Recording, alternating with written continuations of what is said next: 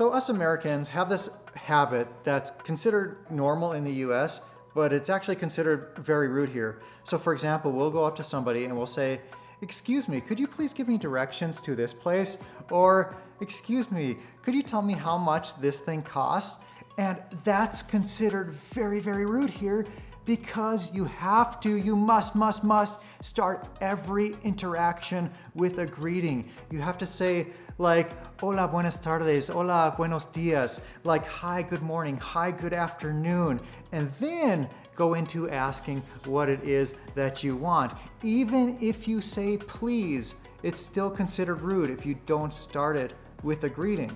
And that's something that really common, especially, for example, one of my friends works for a US company and she was in charge of sending emails. So all the time we were all like, "Hi, good morning, I'm from blah, blah, blah, blah, blah. I would like to ask you for this. And it's a very long email just for asking for one thing. And then when she receives the reply, she's like something so short, just a sentence, without no hi, without no good morning. And at the very beginning, she was like, "Oh, they are so rude because I took my time to write something really nice." And it's not that it's rude, it's just that it's normal. Yeah, and that's a good point. This doesn't just apply to in-person conversations. It also applies to text messages, it applies to emails. Everything has to start with a greeting. So I just mentioned us Americans, and that leads me into the next one. If a Mexican asks where you're from, just say you're from the US, or say the state that you're from in the US, but maybe don't say you're an American. Exactly, because here if somebody asks you, like if I'm asking him, he should say like, "Soy de Estados Unidos," or "Soy de los Estados Unidos," and we perfectly understand. But if he says, "I'm American," I'm gonna tell him, "I'm American too," because actually we are living in the same continent. So actually that's the way it's better to answer to that question, because otherwise we can be like, "Yeah, I know you're American. I'm American too. And so, where are you from?" Another thing is, do not forget, before you go on your vacation to whatever vacation destination it is, look up on Google best way to get from the Mazatlan airport to the hotel zone, or the Cancun airport to the hotel zone, because every airport in Mexico is different. With some you can order an Uber, with some you might have to take an expensive taxi if you don't book transportation ahead of time. So no matter where you're going in Mexico, it's always a really good idea to look up the best way to get to your hotel from the airport. Like for example, flying into Cancun, let's say you're staying at a hotel there. It might cost you $50 to take a taxi from the airport to your hotel in the hotel zone there. But if you're on a budget, for example, you can get to your hotel for just a few dollars by taking public transportation.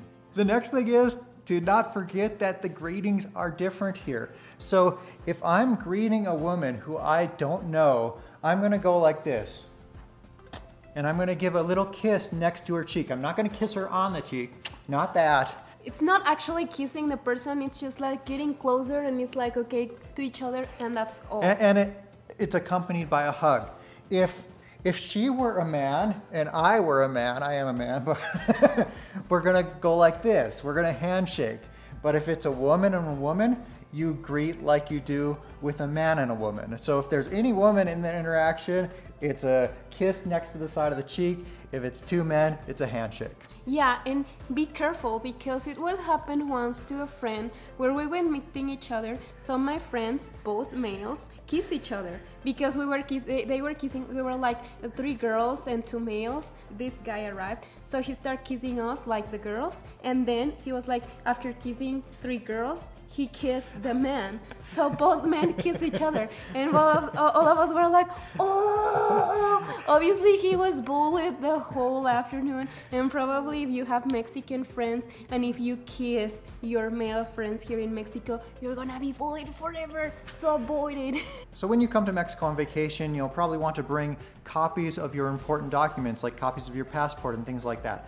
But do not bring colored copies, because here, colored copies may be seen as a forgery. Like if it's a color copy of a government document, you can get in trouble for that. So bring black and white copies of your documents. When you're coming to Mexico, be sure to bring some cash with you. But also, my recommendation is to bring a no foreign transaction fee credit card. So Visa and MasterCard will be accepted pretty much everywhere, and American Express will be accepted at like 90% of places. A no foreign transaction fee, Visa or MasterCard, is going to be your very best bet to get the best exchange rate. However, when you go to pay with a credit card, they don't take your card away like they do in the US. They bring the credit card reader to you. So don't let the credit card out of your sight when paying with card in Mexico. And by the way, sometimes like they might not have a good internet connection on their terminal where your table's at. So in those cases, they may ask you to come to the cashier where they'll run your card there. The next thing is to try to avoid stereotypes. Don't go up to Mai and be like, "You're Mexican? You don't look Mexican." Because this will often come across as rude and like a sign of a lack of understanding of the culture and the diversity and the history in Mexico. Yeah, exactly. And something that pisses us off so bad is like, oh, Mexicans should be riding a donkey and have huge mustaches and their sombreros. And it's like, no. I mean, those things are part of Mexican culture, yes. Most of the time we wear it for Independence Day just for fun, but it's not that we're gonna be riding donkeys and like being in the middle of the desert, because Mexico is way much more than that. The next thing you shouldn't do is don't criticize the local food. Especially if you're going to somebody else's house and they're inviting you to have some kind of meal. We are like all the time in this hard situation that if you don't like it or something, we're always inventing some kind of excuse.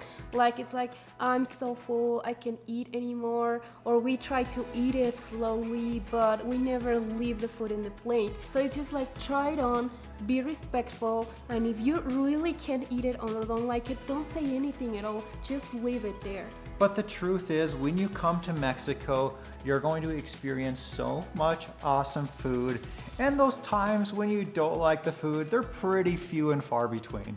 And I just invite you to try to open your mind a little bit about what Mexican culture might be, because there's way more to it than what you see in Hollywood. In Hollywood, they depict the women with the big colorful dresses, and while they are beautiful and those dresses do exist, it's only a small portion of the culture. Same with the guys who are riding around on horses with their big sombreros. Yes, they exist, but again, small part of the culture. And then they always depict Mexico as being a beach or a desert. But again, that's two of many, many landscapes. There are deserts, but there's also mountains and pine trees and rainforests and jungles and all sorts of stuff. Just about any landscape you could imagine, Mexico has it. Something that we really appreciate, especially for those who are in Mexican, is that if you are coming to the country for the first time, it's really, really nice. It's you avoid at first on speaking all the time in English. We're not asking you to have a full conversation or to be an expert in the language, because we perfectly know it takes time, but it's really, really nice when someone who doesn't speak our language tries to do it with something really simple like hola, buenos días, buenas tardes, or buenas noches, and tries to connect with people and tries to connect with the culture.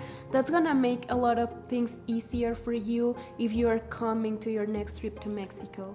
Just remember this one phrase. It can be used any time of day. Hola, buen día. And that's something you can use at any time to say hello. So you could walk into a shop in Cancun, you say, hola, buen día, hablas inglés?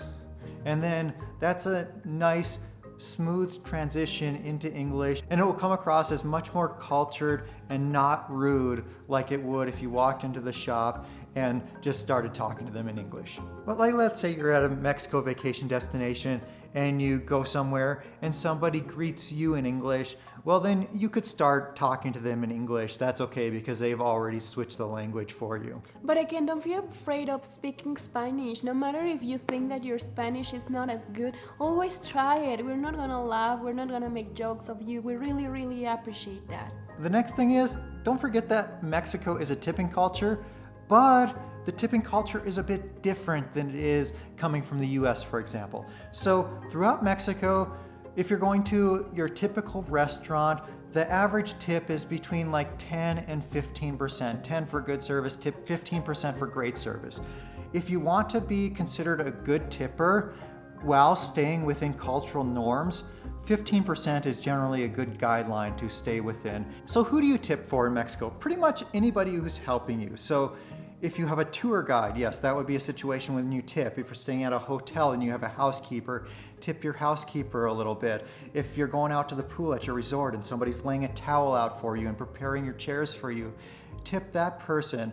Also, very important, if you're going to the grocery store and somebody's bagging your groceries, you tip that person. That person is unpaid. They're an unpaid volunteer, and the only money they get is from tips. If you're driving and somebody is helping you back out of your parking spot, you tip that person. If somebody helps you to take your cart out of the grocery store to your car and packs your food into your car, give them a tip. Now, what are the typical tips in these kind of situations? In most of these situations, it's probably going to be like 5 or 10 pesos minimum, but the more work they're doing to help you, the more you increase that tip. Yeah, and also though, sometimes that's a real problem that you don't know how much you should pay them. And actually in this case, I've heard so many people which tip this person like with 50 pesos, and that's way too much, because as a Mexican, it's like you all the time are looking for coins, like the coins you have in your car, and you tip them that way.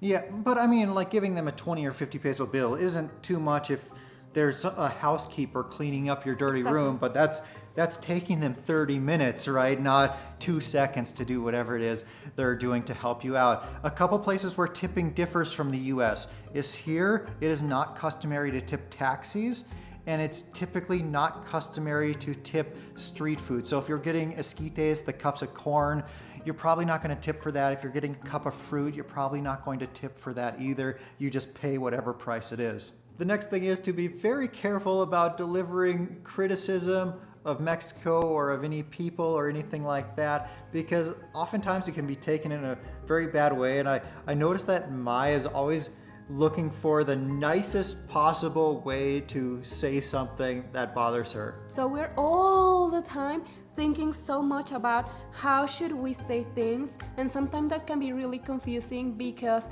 we are never straight to the point. We're always like this and this and this and this. Another thing is that you won't really leave bad reviews for businesses. Like even if you hated it and would never go back there, and you'll tell your friends about your bad experience, you may never leave a public review saying something bad about a place. Yeah, the truth is that we are not used to say the bad things about anything. If we don't like something and we're not happy with something, we don't come back, we don't share it. Maybe we can talk it with our beloved ones, but that's all. But posting a bad review, that's not really common. I mean, we don't feel comfortable with that. And also, this applies to buying a product from a store. Even if she doesn't like it, she won't return it. Whereas, like, we have a culture in the US, if you don't like something or decide later that you don't want it and it's still within the store's return policies, it's no problem to return it to the store and get your money back. But here it's a totally different return culture, and people are way more careful about returning stuff and do it much less often than we do in the US. Yeah, we prefer to keep it or to sell it or to give it to somebody else, but we never return it to the stores. It's really, really weird. This next one is pretty obvious, but I think it's worth repeating, and that is don't get involved in anything to do with drugs. Don't sell them, don't grow them, don't accept them, don't buy them. So after having lived in Mexico for almost 6 years, I've noticed that Mexicans tend to dress very well. One of the reasons for this is that status is important here, and if you're viewed as a higher status, you're going to be treated better typically. So because of this, people tend to wear oftentimes the nicest clothes they can afford. But I'll tell you what, even though a lot of people are dressing really nice, I think it might be in your best interest if you're coming here on vacation, for example, to dress down a little bit. Leave your fancy jewelry at home, leave your Rolex at home. Yeah, actually you don't have to be wearing expensive things or designer clothes to look like well-dressed and decent. I know that a lot of you from the US and Canada want to come to Mexico for your beach vacation. You want to escape the cold winters and come here and enjoy the great weather and the gorgeous beaches. So come and do that, but maybe on your next trip, consider checking out Central Mexico. There are so many other amazing places around the country that are not at the beach. So come check out a colonial city. Come check out the beautiful hot springs in the mountains. There's all sorts of awesome places throughout the country to see other than the beach. Oh, but if you like this video and you would like to know more about Mexico and our cultural differences, don't forget to share this video, give us a like and subscribe to the channel.